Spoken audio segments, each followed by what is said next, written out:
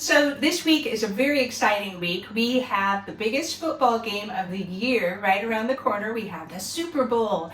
And guess who's in the Super Bowl again, right? Yeah, we all know Tom Brady is in the Super Bowl again. How old is this guy? He is about 43. About 43 this year, 2021. And he is just doing fantastic. He is one of the most decorated athletes, elite athletes out there with a record, a resume, 6 Super Bowls under his helmet. And so I wanted to take a moment and figure out, he's 43, he's going stronger than ever, he's in the Super Bowl again. While that is a little bit older for the NFL, for such a punishing sport, it's not old by today's standards, it's not nearly as old as I am, but what can we learn from some of these athletes? One thing that we know about Tom Brady and his wife Giselle, just a cute little couple, they are primarily plant-based. So I wanted to tackle that subject, look at what's happening out there in the world of elite athletes, and just explore that a little bit this week.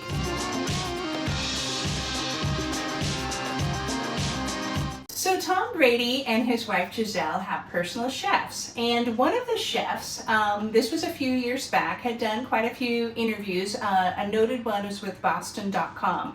This particular chef, Alan Campbell, worked with Tom on his lifestyle brand. It's called TB12. It's a lifestyle nutrition diet brand. They developed some recipes together. In some of these interviews, he explained a little bit more, and he stated that they eat up to 95% plant-based, which was a match for him. He had done stints in hotels and restaurants, and then really saw the value of plant-based nutrition and diet. So he extended his culinary education through Cornell, which has a class taught by T. Colin Campbell. Now, if that name sounds familiar, it's because T. Colin Campbell is a PhD in nutritional biochemistry.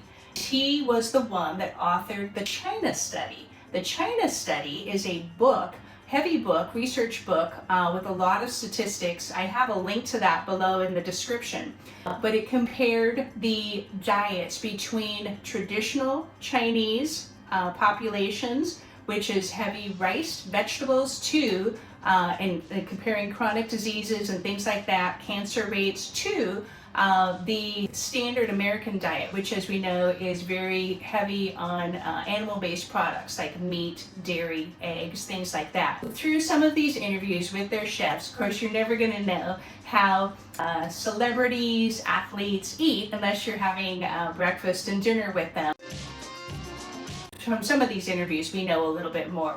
He said that they really stick to almost a complete plant-based diet. Just some differences. Tom doesn't eat strawberries, we learned that. For the most part, they eat whole food, plant-based. They stay away from processed foods. Pretty elite eating as far as comparing it to any kind of traditional diet. So let's dig a little bit deeper and look at some of these athletes that are vegan, whole food, plant-based, because there's a reason why there's kind of this rise of elite athletes that are doing whole food, plant-based veganism. Rich Roll is one of them. Rich Roll is considered one of the world's fittest men. If you look at the resume on him, you can see why. He's completed the Ultraman, been a top finisher in the Ultraman a couple of times. And what is the Ultraman? It's invitation only. Normal people don't get invited to this. It's 3 days, 320 miles of running, swimming, biking, with vertical climbs up to 6,000 feet. So obviously one of the world's fittest men. He's also done some other insane things. So he's often said that the whole food plant-based nutrition helps his recovery. It helps him with the endurance, just becoming a better athlete. So he's definitely one to look up, Rich Roll. He's got all sorts of podcasts, and he's a big believer, big promoter, passionate promoter of the lifestyle. So if you want to get into the Ultraman, maybe check that out. You've got Lewis Hamilton. He is the Formula One world champion 5 times over. You have Venus and Serena Williams, the tennis stars. You have Carl Lewis, one of the fastest men on the planet, the Olympian track star. Oh, the world's strongest man, Patrick Bubamian. I would love to call him to help me move. He is Germany's strongest man. This guy looks like an ox, but he's got just a heart of gold. I've seen a couple of interviews with him.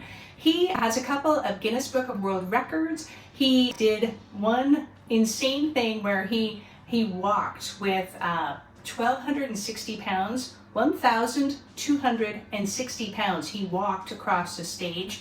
He's vegan and has been for many years. He credits his strength with his diet. Someone to check out. I'll throw a few pictures up here.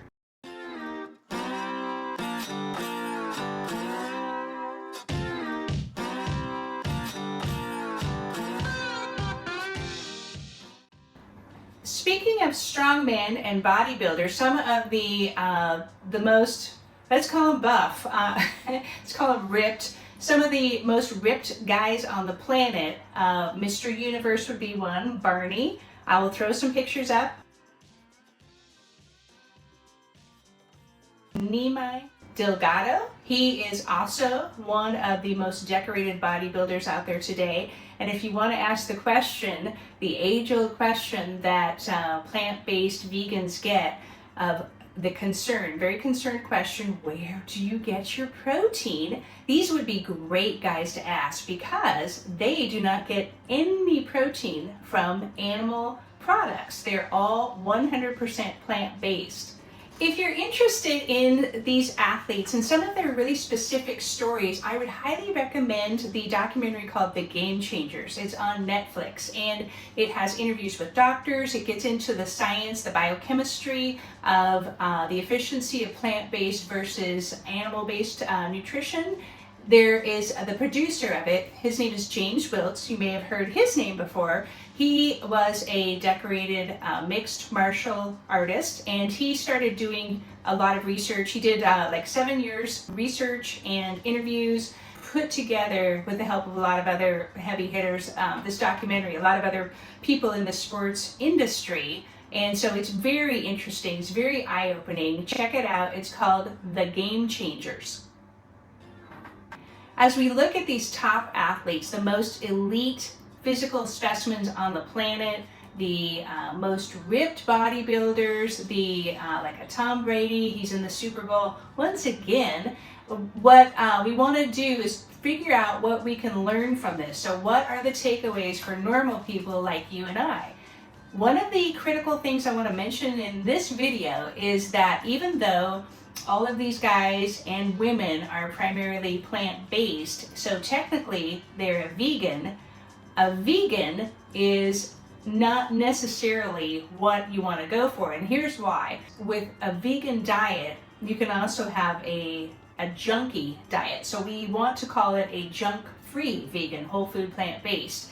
With a vegan diet, technically, you could have French fries, you could wash it down with beer, and then you could have Oreos. So technically, that's a vegan. That's not what these athletes are doing. That's an important distinction.